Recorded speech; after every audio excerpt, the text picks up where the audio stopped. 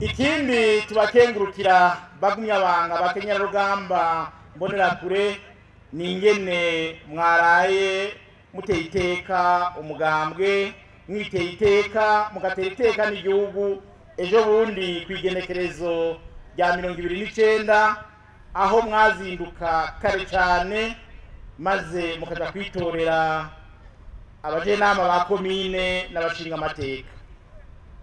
Hariho umuntu umwe muri baje kurorera iby'amatora yari ngaho Gitega yagumya telefona ambwira ati hari ahantu ndi cyane muri komine Gitega kuko byaragoranye gatoyi batangura batevye ati abantu ni benshi nta muntu numwe wo muri sesi ahari ariko baratekanye. Tubashimiye cyane rero mwarazindutse muza muri benshi muza mutekanye mutuma igihugu cyose naco gitekana.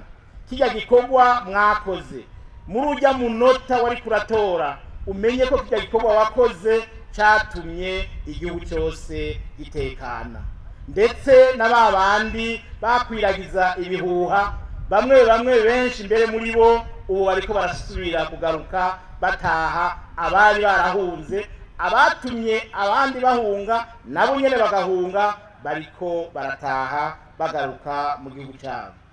Mwarakoze rero kuko mwagwaniye demokrasi kuri urya munsi w'igenekerezo rya 29.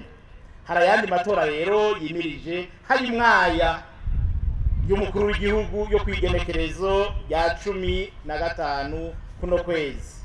N'ubu nyene muzosidukana niyo muzovyuke hakiri kare mugende mutekanye kujya mwagiye kugira ngo murangure ico gikorwa.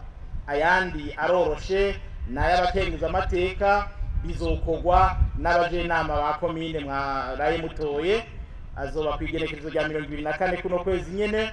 Ayandi asozera azoca rero kwigenekerezo rya 23 kwezi kw'icenda.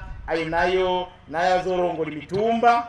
Ayo nayo kandi nta makoraniro manini nkaya tuzotegura kuko ntivyega imigambwe bitoza ku giti cyabo. Murumva rero yuko ayahambaye ari ayatwimirije.